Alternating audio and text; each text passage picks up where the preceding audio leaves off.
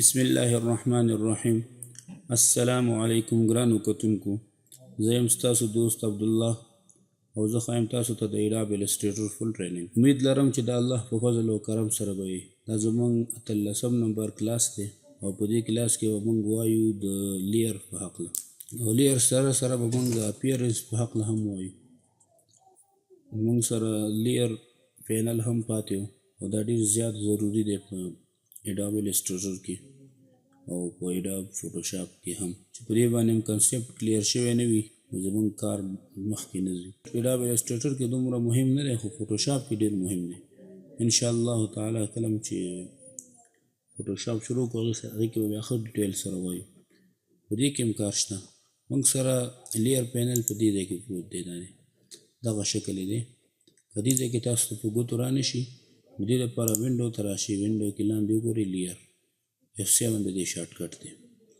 نو لیرز ته راشي، دې باندې کلیک ولګوئ نو زموږ پینل تاسو دلته کولاو کړي. زه دا پینل د دې نه ځان لپاره بهر راوباسم داسې، ځکه چې زموږ موضوع نن په همدې باندې ده. بیا دې سره سره زموږ دلته کې بل اپیرنس په نوم باندې یو بل پینل دی، هغه هم موږ نن وایو. نن به د اول لیر ډسکس کړو، هغې نه بعد به اپیرنس وګورو. ګرانو کتونکو، لیر څه لپاره استعمالیږي؟ د لیر مطلب دا دی، مثلا که موږ یو کتاب کیدو، بیا هغې له پاسه بل کیدو، بیا هغې له پاسه بل کیدو، نو دا لاندنی یو لیر دی، له پاسه چې دا بل کتاب هم کېښودو دا بیل لیر دی، بل هم پرې کېښودو دا بل لیر شو. اوس په هر کتاب کې چې دا کومې پاڼې دي دا زموږ ځان ته لیرونه دي. مثلا دا یو کتاب 1 چې کوم دا زموږ یو سب لیر شو، سب لیر دې ته سب لیر وایي، یعنې په دې کې زموږ له ډېرو لیرونو مجموعه پرته ده. بیا دغه شانتې دویم لیر، د هغې کې دننه هم زموږ نور ډېر لیرز پراته وي. لکه مثال په طور باندې د لیر پینل ما کلاک کړو، په دې کې وګورو موږ سره لیر 1 په نوم باندې یو دی. د دې له نوم هم ورکولی شم. مثلا دې ته زه ورکوم بیکګراوند، بیکګراوند ورته ورکړو، دا د دې نوم شو. اوس چې زه څه کار کوم، هغه زموږ کار به ټول، که زه یو ریکټینګل دلته ډرا کړم، مثلا ګورئ یو ریکټینګل دلته ډرا کړو، داسې ما یو ریکټینګل جوړ کړو، نو ګورئ دې ځای کې موږ ته وګورئ ریکټینګل راوستو. ځکه اوس بل الیف ټول راواخلم دلته نه، او دې ځای کې دا هم ډرا کړم، نو ګورئ دا موږ سره الیف ټول یې راوړه دې ځای کې. نو ګورئ که تاسو ته هلته یو غشی غوندې ښکاري، زه په دې کلیک لګوم، ګورئ دا په دې کې پټ شو. دا زموږ یو لیر دی. په دې لیر کې دننه بیا موږ سره نور لیرونه هم دي. بیا دې لیر ته موږ لږ کلر چینج کوو، داسې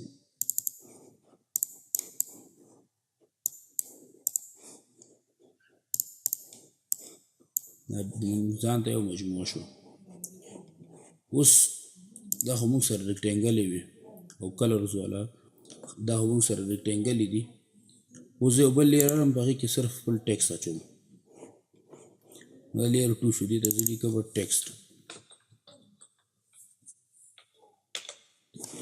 اوس زه راځم دلته کې ټیکسټ باندې کلیک لګوم او زه په دې کې خپل لیکل کوم.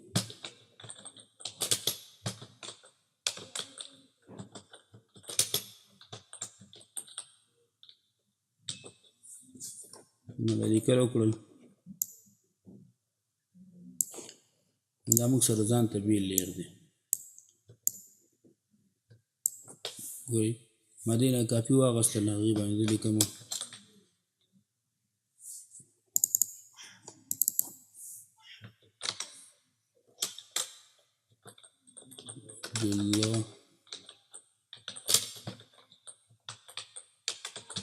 عبدالله حسین. نو ګورئ دا اوس دا ټیکسټ تاسو کلو کړو، په دې کې به 2 لیر، یو عبدالله په نوم، یو د پښتو سروس آنلاین په نوم باندې دی. نو دا موږ سره د ټیکسټ شو. نو دغه شانتې زموږ کار منظم کولو لپاره موږ دې کې لیرز جوړو ځان ته. او که اوس مثلا زه دا ټول ډیلیټ کړم، دا ټول دلته نه انتخاب کړم، داسې ګورئ ډیلیټ کولو طریقې هم یو دا ده. ګورئ دا به داسې ونیسئ، را به وړئ لاندې را ډریګ کړئ، دا به ډیلیټ شي. اوس موږ سره صرف ټیکسټ په نوم باندې پاتې شو، اوس څه پکې شته دی نه، خالي دی. اوس زه مثلا دې کې بس یو مې دا شیپ جوړ کړ، یو مې دا جوړ کړ، یو مې ورسره دا راونډډ شیپ جوړ کړ، بیا مې ورپسې دلته کې دا ریکټینګل جوړ کړ، بیا زه راغلم دلته کې د پین ټول په ذریعه باندې په دې کې لږ کار کوم. داسې دا کوم کارونه چې ما وکړل دا ټول موږ سره په دې لیر کې پراته دي. اوس مثلا زه ټیکسټ ټول راخلم دې نه دې کې څه لیکل کوم، دا مې ولیکل ګورئ دا هم دې لیر کې پراته دي. اوس زه دې نه یو کاپي اخلم او کلر ورته چینج کوم او دې ځای ته راځم، دې باندې زه حسین لیکم. نو ګورئ دا څومره کار چې موږ وکړو دا ټول کار زموږ په دې یو لیر کې پروت دی. نو بعض اوقات زموږ دا لیر د 500 نه زیات ته ورسېږي، نو بیا موږ ته په دې کې لټول ډېر سخت ګران شي، نو بیا هغه موږ پیدا کولی نه شو. که موږ دې له اوس مثلا دې لیر ته موږ صرف ولیکو چې بیک ګراونډ،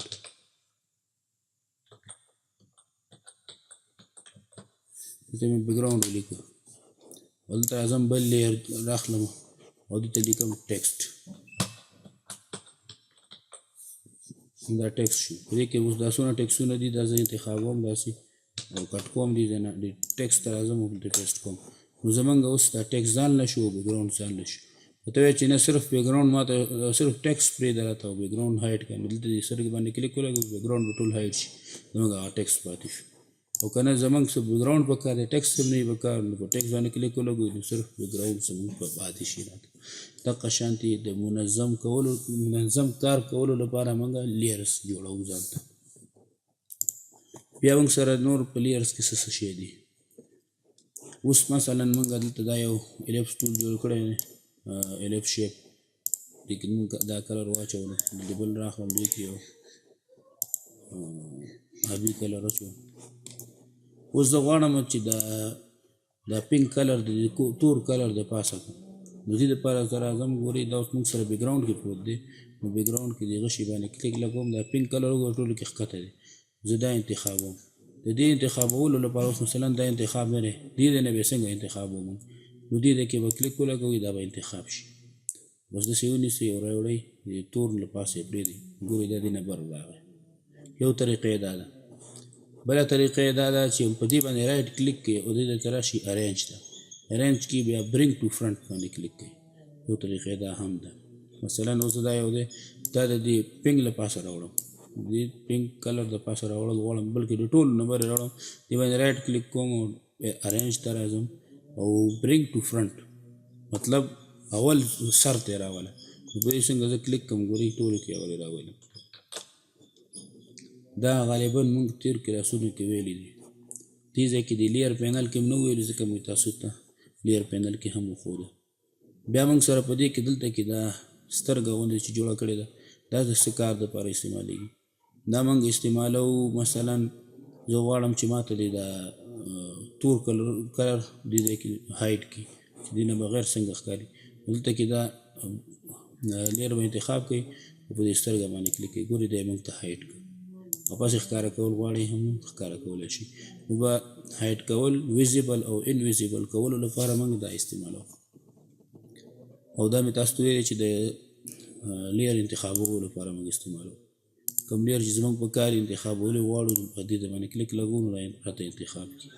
بیا موږ سره دې ځای کې دا خالي ګاه غوندې ده، دا څه دپاره استعمالیږي؟ دا موږ دې لپاره استعمالوو مثلا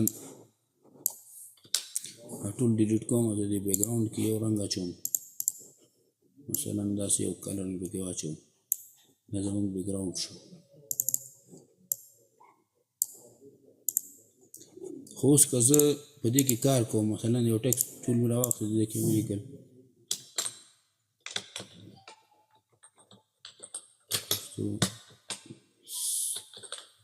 سروي آنلاین، دا لیکل مې وکړل داسې، دې سره لاندې نور لیکل هم وکړل، داسې نور هم وکړل لیکل. اوس زه دې کې دا انتخابول غواړم، زه غواړم چې دا منځني درې انتخاب کړم، نو ډایرکټ داسې زه انتخابوم. ګورئ اصل کې انتخابول ما دا ټیکسټ موږ بیک ګراونډ انتخاب شو، که زه دلته نه دا انتخابوم داسې نو که یو انتخابي نو بیا زموږ ټایم ډېر ضایع کېږي. مثلا یو داسې انتخاب وراځه نو زه وایم چې ټول انتخاب شي، چې ټول انتخابوم زموږ لاندې بیکګراوند هم ورسره انتخاب کېږي. نو زه وایم چې دا زموږ بیکګراوند انتخاب نه شي. دې دپاره موږ دا بیکګراوند انتخاب کړو دلته او راځو په دې ځای باندې کلیک ولګوو دا لاک شي. اوس که دې هر څومره خواري کوي نو دا بیکګراوند نه انتخابېږي، بس اوس به چې کوم ان لاک وي هغه به انتخابېږي. نو موږ دا خپل لیرز لاک کولو لپاره د استعمالوو. په دې ځای باندې کلیک ولګوو نو موږ ټول به لاک شي. مثلا دا ټول ما لاک کړو، ګورو اوس هېڅ نه خوځېدل، انتخابېږي نه، کار نه کوي، نه ډیلیټ کېږي، هېڅ هم نه کېږي، څوک وایي چې دی واپس ان لاک کړی نه. او بله خبره یاد ساتئ، مثلا دا ټول تاسو لاک کول غواړئ، زر زر لاک کول غواړئ نو آلټ ونیسئ په دې باندې داسې، مثلا دا ټول موږ لاک کړي داسې، نو تاسو وایئ چې دا یو دم ټول یو په اسانۍ سره ان لاک شي. آلټ ونیسئ په دې باندې داسې راښکئ، ګورئ خپله بس څومره ماوس لاندې دي هماغه به ان لاک کېږي. بیا موږ سره په دې کې د ډیلیټ بټن ده. یو طریقه خو یې دا ده، مثلا دې ځای نه موږ دا لیر انتخاب کوو، ډیلیټ بټن هم ووایو دا ډیلیټ شو. بله طریقه یې دا ده، زه دا انتخابوم او داسې را ډرایګ کوم دې ځای ته، دې د پاسه چې رالم پرېږدم دا به ډیلیټ کړي راته، زه دا داسې راوړم د دې له پاسه یې پرېږدم ډیلیټ به شي. بیا موږ سره په دې ځای کې دا خو موږ ویلې نوې لیر راوستلو لپاره موږ دا استعمالوو. بیا مثلا اوس دا یو لیر دی، زه غواړم چې په دې کې دا لاندې سب لیر دې نه سب لیر جوړ کړم. دا اوس خالي لیر دی، ټیکس میکس سیستم پکې نشته دی. زه غواړم چې د دې کې داسې غشی غوندې دلته جوړ شي چې بیا هغې کې زه نور لیرز واچوم. د هغې دپاره موږ په دې باندې کلیک لګوو. نو ګورئ هغه زموږ ټیکس لیر نه سب لیر جوړ کړو، لاندې پکې یو بل لیر راوستو. د دې دپاره موږ سره استعمالیږي. بس په لیر پینل کې هم دومره کافي دي. اوس راځو موږ اپیرنس ته. اپیرنس څه لپاره استعمالیږي؟ دا ډېر مهم پینل دی. اوس مثلا دلته کې زه یو ریکټینګل راخلم، په دې کې دا کلر او دا آوټلاین دا موږ سره په اپیرنس کې شو کېږي. که خیال هم کړي تاسو ګورئ دلته کې د لیر پینل کې په ایډاب فوټوشاپ کې تاسو دلته ښیي چې تاسو دې ته سټروک ورکړی دی، آوټلاین او رنګ هم ورته ورکړی، هغه رنګ هر څه یې په موږ ته لیر پینل کې ښیي، خو په ایلسټریټر کې موږ ته نه ښیي. په دې کې به موږ اپیرنس کې ګورو. اوس دا وګورئ دې کې دا سټروک هم د دې تور رنګ کې دی او فلم په تور رنګ کې دی. دې ځای کې ګورئ د دې ځای نه دا رنګ چینج کوم، هلته هم چینج شي. ګورئ فل کې رنګ چینج شو او آوټلاین کې رنګ هماغه تور دی، خو ډېر زیات سایز کم دی، ښکاري نه. دې ځای نه ما سایز غټ کړ نو ښکاره شو. اوس په دې کې بله غټه خوبي بله څه شی ده؟ ښه نو دا د څه دپاره استعمالیږي دا اپیرنس؟ ځکه دا رنګ خو موږ دې ځای نه ورکولی شو او آوټلاین ته هم موږ دې ځای نه ورکولی شو رنګ، دې ځای نه سایز غټولی شو، هر څه ټول اپشن یې موږ سره دلته شته. نو د دې څه ضرورت و؟ د دې اپیرنس د دې ضرورت دا و. اوس مثلا بعضې ډیزاینونو کې زموږ دوه آوټلاینې په کار وي موږ ته، نو هغه دوه آوټلاین لپاره موږ د اپیرنس پینل استعمالوو. اوس زه غواړم چې د آوټلاین نه بره دې دلته کې یو یا د تور آوټلاین لاندې د یو زیړ آوټلاین بلي، نو هغې لپاره زه راځم، ګورئ موږ سره دلته هېڅ آپشن دي ایډ نیو سټروک په نوم باندې دلته زه کلیک لګوم. نو زمونږ زوړ دا دی او نه یې راته موږ دا دی بل راکړه موږ ته. زه دا لاندینی انتخابوم، د دې سایز غټوم او دې کلر هم چینج کوم، مثلا ریډ کلر کوم. نو ګورئ ډېر کم ښکاره شو، خو چې د هغې سایز څونه غټوم بره هم ښکاره کېږي لاندې. د هغې وجه څه ده چې دا اصل کې زمونږ دا ټول کار په دې سټروک باندې دا منځ کې چې دا کوم پات دی په دې باندې روان دی. نو موږ دې ته ویلي چې ته بالکل پات په سینټر باندې کار کوه. ګورئ دا تور رنګ هم د دې سینټر باندې کار کړی، بالکل د دې تور رنګ په منځ کې دی دا زموږ پات، او دا زیړ رنګ وګورئ دا هم د دې منځ کې دی. زه ورته وایم چې نه د دې نه ښکته دا رنګونه واچوم. نو زه دلته راځم سټروک باندې کلیک لګوم، نو ګورئ دلته کې موږ سره دی سینټر، ټول سینټر الاین دی. ورته وایم سینټر نه بالکل لاندې دغه یې که ده دا یو ایکه راته خیال دی دی دا کله اوس موږ ته د دې نه دننه واچولو مخکې بالکل سینټر کې و اوس موږ ته د دې نه دننه واچولو که دې باندې کلیک کوم بالکل کلر بهر وباسي ورته هم د زړ کلر راته د دې موږ پات نه دننه واچوو اوس راځم دلته نه سایز لږ کموم داسې اوس دې بهرني ته راځم دا بهرنی چې دی دې موږ دا بهر که راته ګور د دې دا رنګ راته بهر طرف ته ویوړو نو داسې ډبل آوټلاین لپاره موږ دا اپیرنس استعمالو بیا موږ سره دا ډبل فلس لپاره استعمالیږي دا موږ سره استعمالیږي مثلا زه غواړم چې یو ریکټنګل بل جوړ کړم داسې او په دې کې اوس موږ سره دا ګلابي رنګ دی اوس زه غواړم چې په دې کې یو بل رنګ هم واچوم نو بل رنګ واچوم دغه هېڅ پیدا نه شوم که مثلا اوس دا دلته یو بل رنګ اچوم نو د دې رنګ خو دا خو څه کمیږي زیاتېږي نه دې سره بس دا سره پیدا یې موږ ته څه شی شو پیدا یې موږ ته دا ده چې موږ اوس مثلا یو پیټرن دی د هغې پیټرن بیکګراونډ موږ دې رنګ کې اچول غواړو او خو د پیټرن کلر دی بل یو وي دې لپاره موږ دې ته راځو دې کلر باندې کلیک لګو دې ځای کې ګورو موږ سره پیټرن دي مثلا زه دا یو پیټرن په دې کې استعمالوم نو ګورئ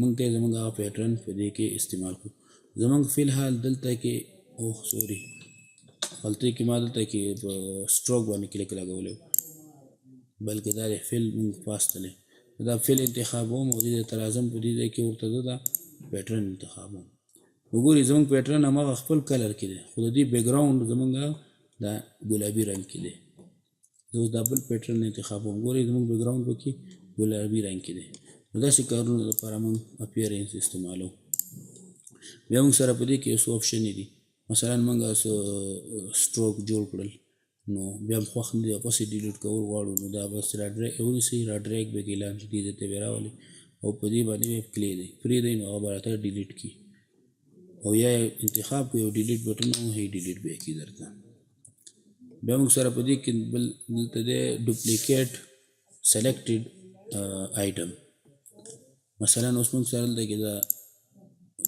سټروک انتخاب دی او په دې کلیک کوم ګورئ بل سټروک به راته راکړي دلته او که زه فل انتخاب کوم او دلته په دې باندې کلیک کوم نو بل فل به راته راکړي نو د دې لپاره استعمالیږي او دا موږ سره بیا کلیر اپیرنس دی کې چې موږ کوم کار وکړو هغه ټول ختم کړه راته بس خپل حالت ته راته بوځه نو په دې کلیک ولګوئ خپل حالت ته به درته بېرته راوړي بیا موږ سره په دې کې افیکټ دي دا افیکټ یو انشاءالله موږ په دې افیکټ کې دلته موږ کمل وایو انشاءالله کله چې دا مینیوګانې شروع کړې بیا په دې کې وایو بیا موږ سره دا فل دی او دا بل سره سټروک دی نور موږ سره په دې اپیرنس کې څه خاص نشته دا لږ مهم ول دې وجې نه مې تاسو ته وښودل د دې په ذریعه باندې موږ ډېر کارونه کولی شو په دې کې بیا موږ سره په دې کې یو بل پینل هم دی چې هغه به هم نن ووایو چې سبا نه بیا بل ټول ووایو ترانسپرنسي دا موږ که خیال هم کړی په کلیپینګ ماسک کلاس کې هم ویلی ښه دا څه دپاره استعمالیږي دا ټرانسپیرنسي دپاره استعمالیږي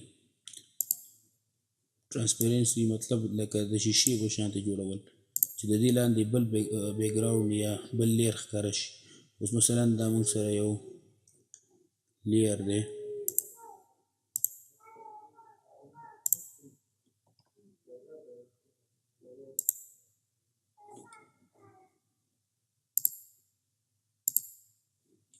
مثلا دا یو بیکګراونډ مې جوړ کړو داسې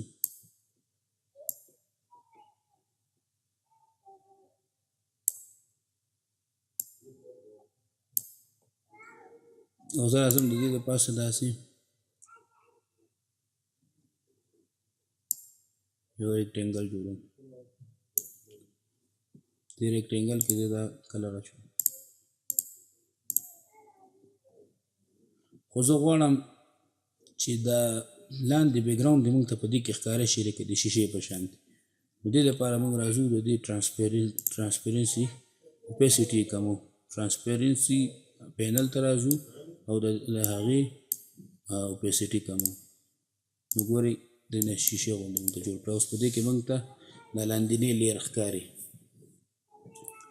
دا اوپیسټي دې لپاره استعمالیږي بیا موږ سره دا میک ماسک دا څه دپاره استعمالیږي دا موږ په کلیپینګ ماسک والا کلاس کې ویلی دي تاسو هغه کلاس نه کتلی لاړ شئ ضرور هغه کلاس وګورئ نو په دې باندې هم کنسپټ کلیر شي. بیا په دې کې موږ سره دا څه دپاره استعمالیږي په دې باندې هم باقاعده یو کلاس اخلو انشاءالله خو اډوب فوټوشاپ کې دلته نه دلته دومره مهم رول نه ادا کوي. مثلا ګوري دا کلر زه د لاندې بیک ګراوند کلر سره مکس کول غواړم دلته راځم زه ملټیپلای باندې کلیک کوم ګوري هغې سره دا مکس کړه داسې لایټ سره راځي کلر ډوج دا ټول استعمالولی شي تاسو. بس د ورځې لپاره همدومره کافي ده. که تاسو زما دا چینل تر اوسه پورې سبسکرایب کړی نه وي نو ضروري سبسکرایب کړئ او که دا کلاس هم خوښ شوی وي نو لایک یې کړئ او خپلو ملګرو دوستانو سره شیر کړئ. زما دا ویډیو انلاین یو ځل ضرور ګورئ بیا هغې نه بعد یې که ډاونلوډ کوئ نو ډاونلوډ کولی شئ. تر څو چې بل کلاس کې ملاقات وکړو د الله په امان.